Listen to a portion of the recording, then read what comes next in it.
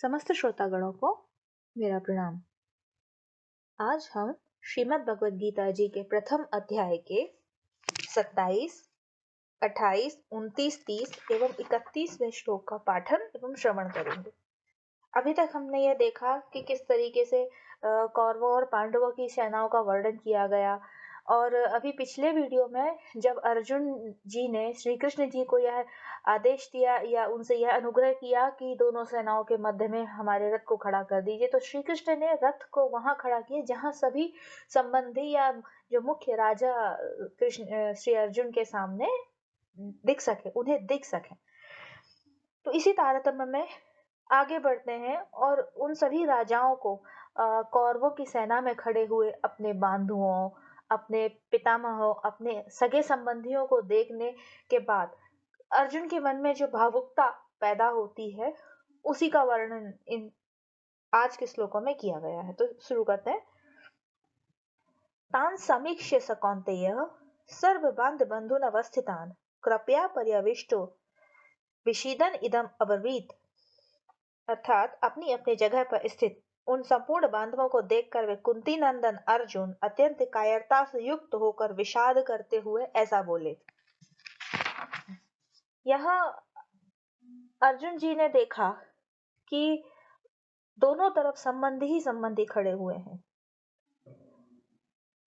दोनों ही सेनाओं में जन्म के और विद्या के संबंधी देखकर अर्जुन के मन में विचार आया कि युद्ध में चाहे इस पक्ष के लोग जीते चाहे उस पक्ष के लोग जीते, कुटुंब तो एक है, और या इस पक्ष के लोग मरे या उस पक्ष के लोग मरे, नुकसान तो हमारा ही होगा, कुल तो हमारा ही नष्ट होगा, संबंधी हमारे ही मारे जाएंगे। ऐसा विचार करने से अर्जुन की युद्ध की इच्छा तो मिट ही गई, और भीतर से एक कायरता, यहाँ कायरता नेगेटिव सेंस में नहीं कहेंगे, इसे भावुकता कह सकते हैं। एक भावुकता ने जन्म ले लिया, जिस और अर्जुन इस सोच में डूब गए कि जब हम एक ही हैं और आपस में लड़ने से हमें इस क्या फायदा होगा।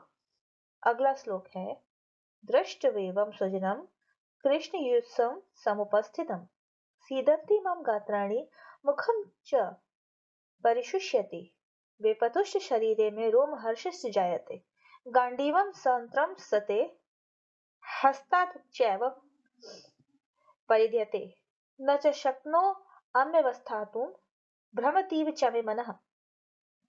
हे कृष्ण, युद्ध की इच्छा वाले इस कुटुंब समुदाय को अपने सामने उपस्थित देखकर मेरे अंग शिथिल हो रहे हैं और मुख सूख रहा है। मेरे शरीर में कपकपी आ रही है और रोंगटे खड़े हो रहे हैं। हाथ से गांडीव धनुष गिर रहा है और त्वचा भी जल रही है। मेरा मन भ्रमित सा हो रहा है और मैं खड़े रहने में भी असमर्थ हूँ। अर्थात इस श्लोक में अर्जुन अपने मनोभावों का वर्णन श्री कृष्ण जी के सामने कर रहे हैं कि किस तरीके से अपने ही कुटुंबियों को समक्ष देखकर और युद्ध के भावी परिणामों को सोचकर कि देखिए हम आपस में ही अपने ही बंधु बांधवों को काटेंगे, मारेंगे। और उस समय तो भाले और तलवारों से युद्ध किया जाता था, जिसमें लहू लोहान करके ही प्राण लिए जाते थे। उस भीषण नरसंहार की कल्पना जरा यदि हम करें तो वो कैसा होगा कि जब हम आज के परिदृश्य में भी आपस में ऐसे नहीं लड़ रहे हैं कि बस एक दूसरे का खून ही कर दें। तो कुछ विशेष परिस्थितियां, कुछ विशेष आपराधिक प्रवृत्तियों को छोड़कर देखें तो एक सामान्य मनुष्य, एक पारिवारिक या सामाजिक प्राणी इस नौबत तक तो नहीं आते हैं। फिर उस दशा में जहां पूरा का पूरा कुटुंब महाभारत में युद्ध करने के लिए एकत्रित हो गया था, बड़ा ही भीषण वह दृश्य होगा और भावुकता आना हर किसी के मन में स्वाभाविक है।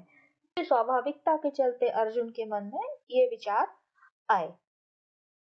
अगला श्लोक है निमित्तानि च पश्यामि विपरीतानि केशव न च श्रेयो अनुपश्यामि हत्वा स्वजन महावे।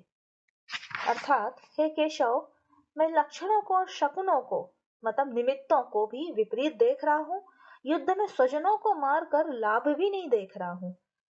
यहाँ अर्जुन शरीर में होने वाले लक्षणों को भी शकुन मान रहे हैं, जैसे उनके हाथों का कांपना, उन्हें मूर्छा आना, उन्हें खड़ा नहीं हो पाना, जैसा कि उन्होंने पिछले श्लोक में कहा कि मैं अपने कुटुंबियों को समक्ष देखकर मेरी त्वचा जल रही है, मेरे हाथ कांप रहे, मेरे अंदर कायरता आ गई है। इन्हें शकुन मानते हुए अर्जुन कह रहे हैं कि वास्तव में ये शकुन है और ये शोक के कारण मेरी इंद्रियां, शरीर, मन, बुद्धि ये विकार उत्पन्न कर रही है, ये ठीक नहीं है। युद्ध में अपने कुटुंबियों को मारने से हमें कोई लाभ होगा?